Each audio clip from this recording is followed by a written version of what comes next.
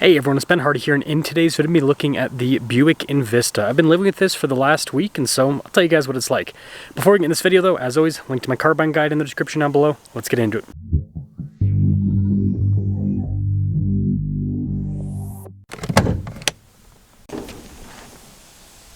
Under the hood, we have a turbo 1.2 liter 3-cylinder that goes through a 6-speed automatic transmission.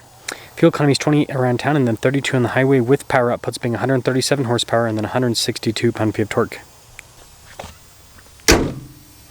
Before I move forward with this review, I do want to mention if you want to see more videos just like this, then I recommend you subscribe because I post content every single day. So starting with the hood, you guys can see how it's raised there on several points with those little body lines. I think they're pretty cool looking. Split light design here. With this, you guys can see the little lighting cluster down below. Notice the grille's all blacked out. You got the new Buick logo, and overall, I think it's a pretty cool looking car. Now, around the side here, our tire wheel setup is 245 by 45 by 19 in the front and over in the rear. And you can see here with the wheels, they're all blacked out. You got the Buick logo front and center. And then this is cool with the fender flare being painted black. See the rest of the trim as well. And that's one of the things to note is there's cars that are twice as expensive as this that don't have all the elements painted like this. But anyways, there's your side profile. This of course leads us to the key fob. We have our lock and unlock function, remote start, and we actually have the opening for the hatch. This is very SUV-like. So you can see we've got a cargo cover built in from the factory. Quite a bit of storage space here in the hatch area, if it'll focus. And then underneath, got a spare tire. Dinky little thing. But yeah, I mean, again, practicality is solid. And then this is automated down as well, which you guys probably assumed. And then taillights. I think these are pretty cool looking as well. You can see the ST badge there. And then taking a few more steps back, there's the rest of the rear. It kind of slopes down quite a bit. And this, of course, leads us inside. So you guys can see we've got nice soft touch trim there. And then here's a quick look at these seats. Pretty cool with all the blue stitching. Quickly pop in. Legroom, it's good.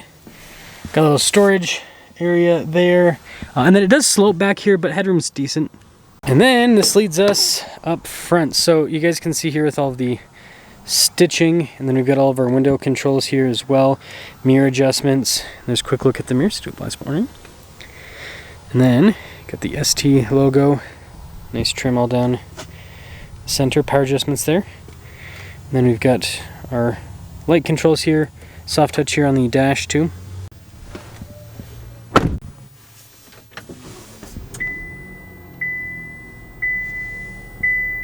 Now taking a look at the steering wheel, you can see soft touch all around. You got the darker stitching there in the center. Radio controls on the back. Bunch of practical controls in front, including our voice command controls, cruise control. We've got our regular stocks here on the back. And then look at this. So digital gauge cluster here in the center, which you can use to see different bits of info. But I like this kind of setup here because it's just like, hey, how many miles do I have in my car? How much do I have left in the tank? It's pretty straightforward. Nice backup camera in reverse, good resolution with the camera as well. And then notice physical button for the volume. As for the infotainment system, shortcut bar there on the side. And I mean, quick response time for the most part with the screen. So again, it's easy to use. Got nice trim across the dash there. And then down below, you guys can see here with the climate control setup, automatic by the way. Wireless phone charging pad that actually works. Auto stop, start, and lane departure. Shifter for that 6-speed. Got some cup holders here with the parking brake. And then pretty deep center console. Got a nice trim here on the top. Pretty normal glove box, by the way. Nothing crazy there. Regular rear view mirror. And then we do have a sunroof up top as well. So this is on my phone screen, so it's going to be kind of hard to see, but you guys can see right there, hopefully, total MSRP. It's just under $30,000. Let's see how it performs.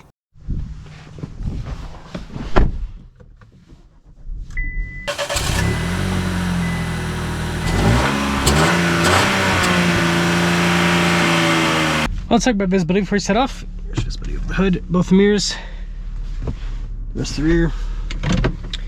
Oops, let us set off.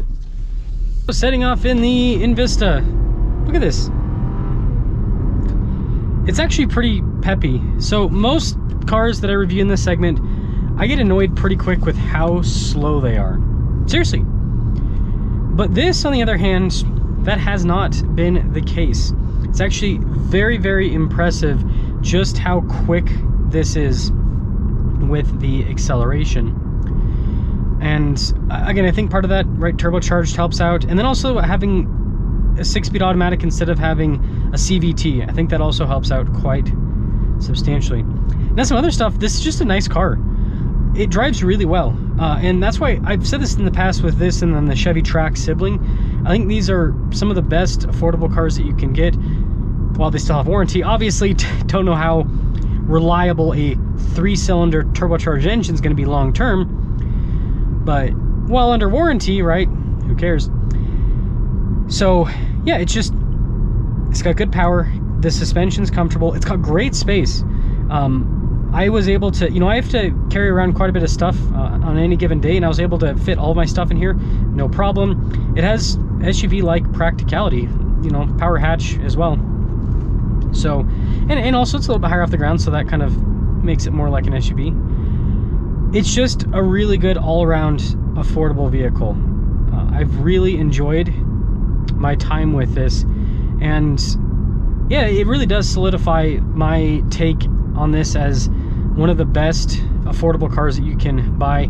I know some people are still going to be diehard for the Corolla and the Civic and all of that, and fair enough, but if you want to have something that is more SUV-like, more space than those cars, because backseat space in this way bigger than a Corolla or a Civic, hatch space also way bigger than a Corolla or a Civic. It's just a much more spacious, more practical car, and it's got decent headroom.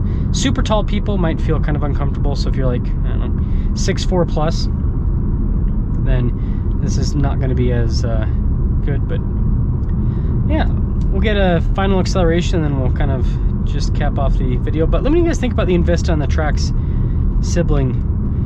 I've been super impressed with them so far, and after, again, like I said, after living with this for a week, I think the best thing to say is sometimes with these affordable cars, I'll get annoyed with them by the end of the week. I'm like, just please get this out of my driveway. I'm sick and tired of driving this. Like, it's slow, it's loud, it's uncomfortable. This car, I just don't have that.